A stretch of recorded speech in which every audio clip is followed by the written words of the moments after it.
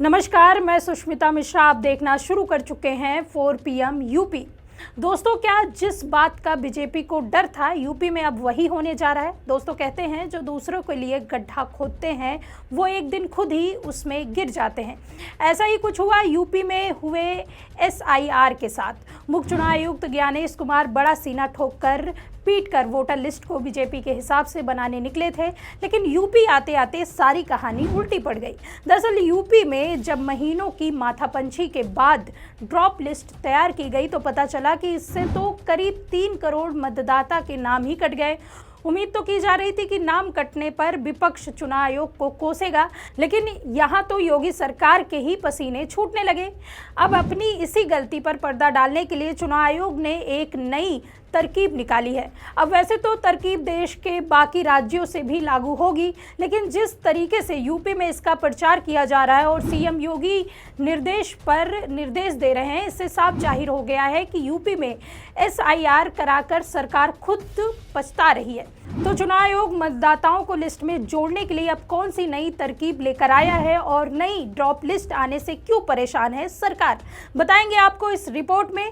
वहीं आपको ये भी बताएंगे कि कैसे अखिलेश यादव ने इस बीच सरकार और चुनाव आयोग को धमकी देते हुए FIR कर कोर्ट तक जाने की धमकी दे दी है। यूपी में चुनाव आयोग ने एक नई सुविधा शुरू कर दी है जिसका नाम है book a call with VLO, यानी अब मतदाता अपने बूथ लेवल ऑफिसर से सीधे फोन पर बात कर सकते हैं। अगर किसी का नाम वोटर लिस्ट से कट गया है, नाम में गलती है, पता गलत है या नया नाम जुड़वाना है तो आप BLO से कॉल कर अपॉइंटमेंट लेकर यह काम किया जा सकता है। चुनाव आयोग कह रहा है कि इससे लोगों को राहत मिलेगी और काम जल्दी होगा। दावे और आपत्तियां दर्ज कराने की आखिरी तारीख 6 फरवरी 2026 तय की गई है। अब सवाल यह है कि ये सुविधा अचानक यूपी में इतनी जोर शोर से क्यों शुरू हो गई, जबकि PIB की प्रेस रिलीज साफ कहती है कि ये सुविधा देश के सभी 36 राज्यों में लागू की गई है और इसके लिए टोल फ्री नंबर भी जारी किया गया है। फिर सिर्फ यूपी में ही इसका इतना प्रचार क्यों हो रहा है? यूपी के मुख्य चुनाव अधिकारी मीडिया में आकर खुद इस सर्विस की जानकारी दे रहे हैं। हर चैनल पर बताया जा रहा है कि लोग BLO से फोन पर बात करें, अपॉइंटमेंट ले और नाम जुड़वाएं। मतलब पूरा सिस्टम अब इस काम में लग गया है। असल वजह बहुत साफ है, यूपी की ड्रॉप वोटर लिस्ट ने बीजेपी की नींद उड़ा दी है। मंगलवार को जब यूपी की नई ड्रॉप मतदाता सूची जारी हुई तो सामने आया कि करीब 2 करोड़ 89 लाख मतदाताओं के नाम उसमें नहीं है, जबकि लिस्ट में कुल 12 करोड़ 55 लाख नाम रखे गए हैं, यानी लगभग 3 करोड़ लोग ऐसे हैं जिनका नाम अब वोटर लिस्ट से गायब है। ये कोई छोटा आंकड़ा नहीं है, ये पूरे कई राज्यों की आबादी के बराबर है। अब सोचिए, जब इतने बड़े पैमाने पर नाम कटेंगे तो सबसे ज़्यादा घबराहट किसे होगी? जाहिर सी बात है, सत्ताधारी पार्टी को, क्योंकि अगर ये नाम वापस लिस्ट में नहीं आए तो वोट कौन देगा? यही वजह है कि ड्राफ्ट लिस्ट आते ही मुख्यमंत्री योगी आदित्यनाथ ने चिंता जताई। उन्होंने साफ तौर पर कहा कि ये बीजेपी के वोटर हैं जिनके नाम काटे हैं।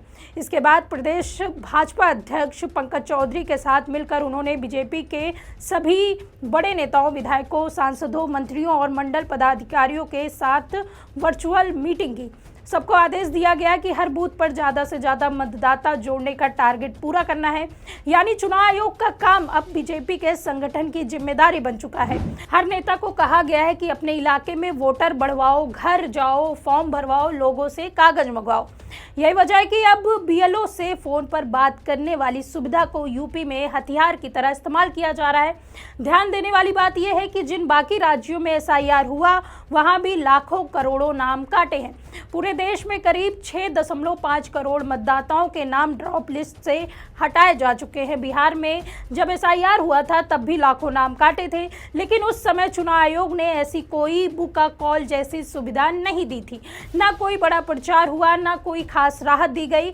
लेकिन यूपी आते ही चुनाव आयोग अचानक बहुत एक्टिव हो गया। इसका मतलब साफ है कि यूपी में मामला बहुत संवेदनशील है।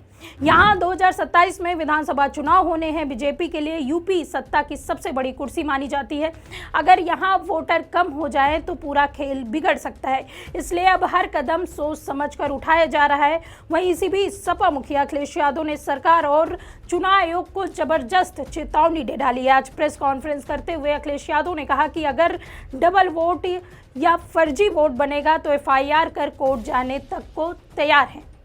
पूरे देश में भारतीय जनता पार्टी ने एसआईआर के माध्यम से पॉलिटिकल पार्टीज को परेशान किया, लेकिन यूपी आते आते एसआईआर के माध्यम से बीजेपी खुद परेशान हो गई।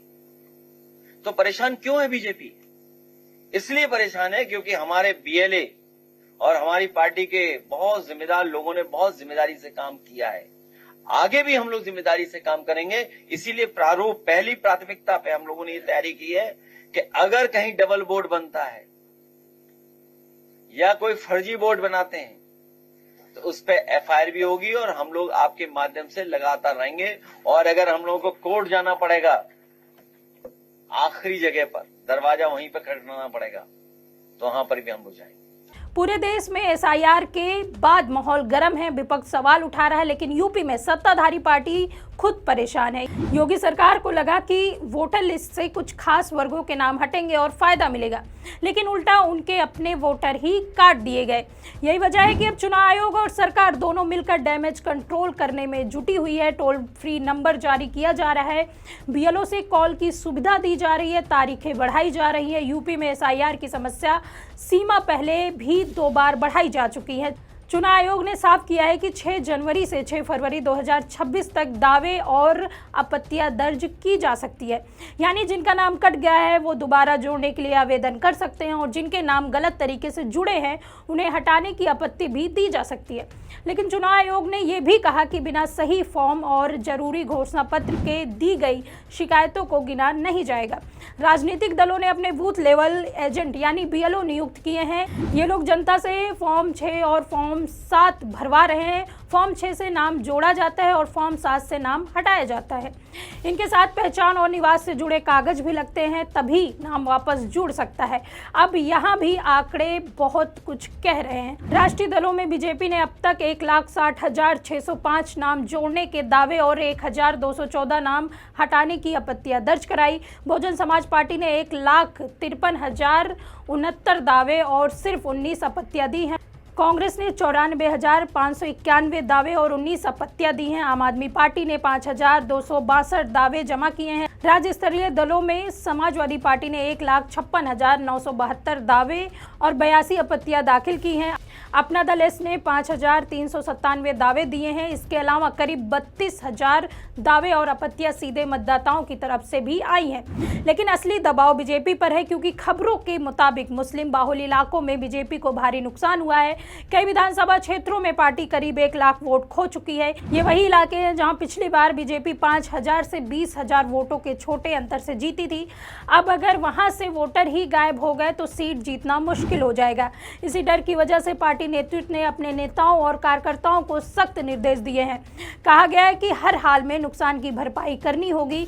केंद्रीय कार्यालय में आदेश दिया है कि बूथ स्तर की दैनिक रिपोर्ट भेजी जाए। शहरी इलाकों पर खास ध्यान देने को कहा गया है। जिलाध्यक्षों को 10-10 सदस्यीय टीम बनाकर हर शाम प्रगति रिपोर्ट जमा करनी होगी। सभी पदाधिकारियों को कहा गया है कि चुनाव प्रचार के दौरान बूथों पर मौजूद रहें।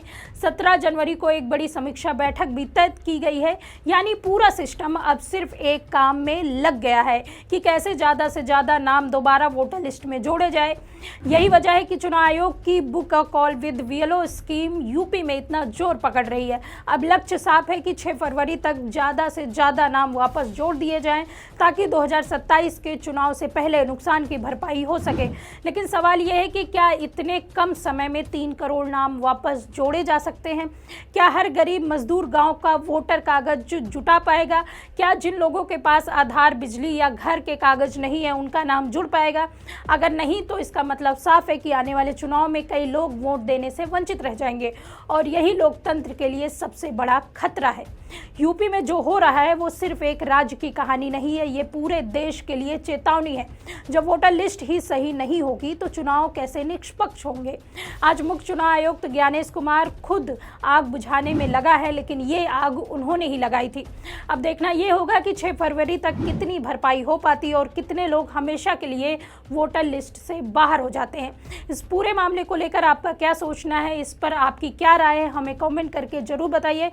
अगर वीडियो पसंद आई हो तो लाइक करें और शेयर करें, और अगर आपने अभी तक हमारे चैनल को सब्सक्राइब नहीं किया है तो कर लीजिए और जुड़े रहिए 4PM यूपी के साथ। मैं सुष्मिता, नमस्कार।